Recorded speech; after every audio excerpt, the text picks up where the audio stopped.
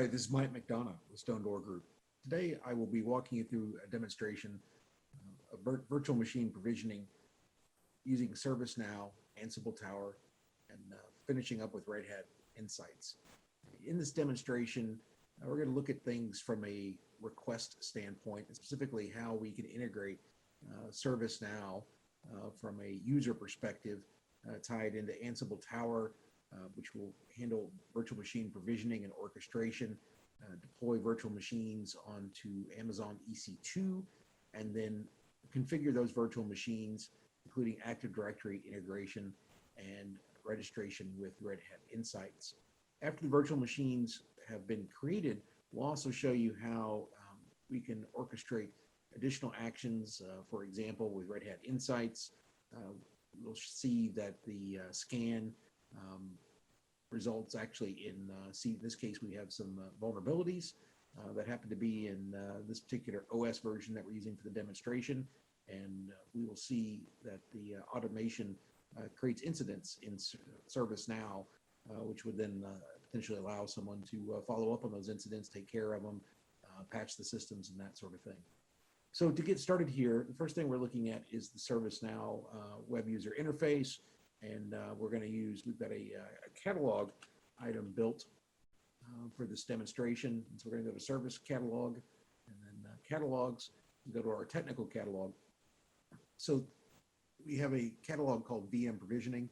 And this catalog, can be, in the ServiceNow, can be customized for users. This is the developer view, so has not been optimized, but certainly the business setting can be made user-friendly.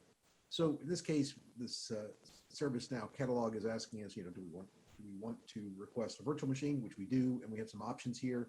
We're going to be using Red Hat Enterprise Linux 8 for the demonstration today. And this catalog item allows us to customize the Amazon EC2 instance type. So in this case, since we're doing a demonstration, we'll just do micro instances. We will go ahead and select 20 gigabytes just to show you some that these options are being carried through all the way to Amazon EC2, and we'll see 20 gigabyte boot disks created. We'll go ahead and we'll go ahead and request 2 virtual machines. And let's see here, go ahead and I think this request is for Sean, and I'm going to be billed to the product management. And we'll go ahead and put the business purpose as special projects. So we've customize our virtual machine provisioning request. We'll go ahead and add that to the cart. And, in a real world situation, we could go in and request a number of different systems. If you have a complex deployment with virtual machines or servers of different types and different specifications, this will allow you to go in and select all of those at once. In this case, we'll just go with the 2 that we have in the cart. So we're going to proceed to checkout. And in this case, it automatically, because of the way we have our approval set up, this went ahead and automatically checked out. Thank you. Your request has been submitted. So if we now go, this request, ServiceNow has sent an API request to Ansible Tower. And if we come look at our Ansible Tower dashboard here and look at running jobs, here, ServiceNow has actually initiated an API call to Ansible Tower, and it's called a workflow called Launch and Configure RHEL 8 Servers.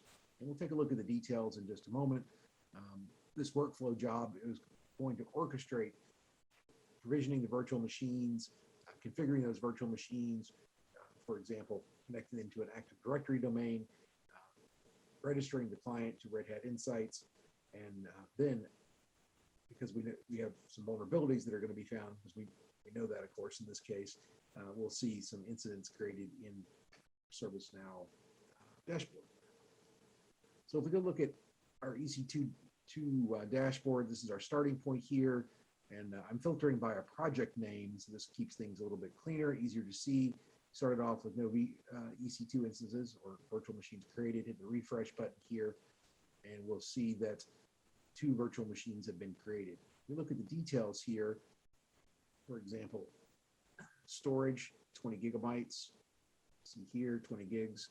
So the just demonstrating that the request details have been sent down to Ansible Tower. From Ansible Tower, they've been incorporated into the API calls that have been made to EC2 API to create these virtual machines. So at this point, Ansible Tower, if we come back to our job status here, as if we look, it is now waiting for the servers to come up. It's launched them, waiting for them to come up, and as they come up, it's going to go ahead and, in this case, now it's working on joining the servers to the domain. So let's take a closer look at some of the Ansible components that we're using. So first of all, our workflow template. So this is what we refer to as a workflow template, and we can zoom in a bit, very small text here. Look at the details. This was our deploy, a workflow template to back up. A workflow template allows us to combine multiple job templates together, call one after the other in a prescribed manner. Both conditionals, loops, branching. There's a lot of options with workflow templates that allow us really to orchestrate complex actions, whether they be VM provisioning, OS configuration, or anything, configuring network switches, really anything with the Ansible platform. And so in this case, we're leveraging a workflow template, because we have multiple systems that we need to interact with. We need to interact with the AWS API to create virtual machines. We need to interact with the virtual machines themselves to do things like join them to the domain. And later, we need to run commands, configure these systems, join them to register them to Red Hat Insights. And so we're going to use, again, a workflow template to orchestrate this flow of actions. So in this case, this first step created the virtual machines for us, deploy EC2 instance, and set some tags on instance to make it a little easier to find. One of those tags, we come back over here. One of those tags was a project tag, or a tag called project. So look down, project equal Red Hat SN Tower demo. And that was one of the parameters that was passed here when setting the tags. So some other kind of just, there's a lot of detail here, so I'll just hit on some of the high points. So we deployed a pair of EC2 instances. The next thing, once the systems have booted and come online, it's going to join those to the domain. So take a quick look at that task, the job template.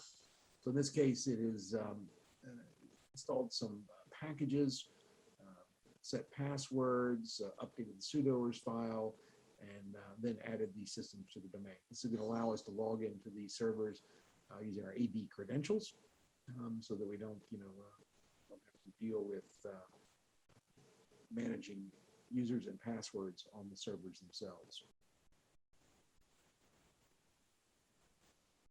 Right now, it's running a playbook, or you call it a job template called Configure Rel 8 Server. Let's take a look at the details of what it's doing in real time. Expand this. So this workflow template did a number of things. And again, this is a a demonstration. So in the real world scenario, of course, this would be customized for your business needs and the needs of your IT department. But in this case, we've done some things like set the time zone. We have done some configuration for Red Hat Insights. And in this case, actually, this is the point at which we are registering the client to the Red Hat Insights service, installing some baseline packages, and it will proceed to update the virtual machines, install the latest operating system updates. Now, some other things that we can look at here on the Ansible Tower side, if we look at our templates, we can sort these templates. And this is the workflow template that we're using today, launch and configure Rel 8 servers. These are all some of the components, the job templates that are used inside the main workflow template. So, if we go through this here, deploying the Rel 8 EC2 instances, we're going to configure those, join them to the domain, and eventually we'll check for vulnerabilities. So deployment of these virtual machines is actually already completed. It's a quick process if it's optimized. Certainly, in the if you're deploying complex software, that can take a bit longer. But in this case, we've got a fairly streamlined process. So we come back and look at our workflow job. It's successful. It's completed all of the stages. Again, we can look at the details. One of the last workflow job template that's run is one in this case called check for CVEs. This Ansible job queries Red Hat Insights for the status, scan results. And in this case, we're picking up important CVEs rated at important for the criticality level. And see here, this particular brand, and actually created 4 incidents in ServiceNow based on these CVEs. So if we come back to ServiceNow, we can find those. The filter. Now, in this case, our caller is SN Tower Demo, which is parameter passed. And here are the incidents that have been created by this automation. If you look at our first one here, just have some basic details. In this case, we've got the host name, rel 8 bf8e-1 demo1.pd.stonedoor.io and impacted by CVE 2021-33909.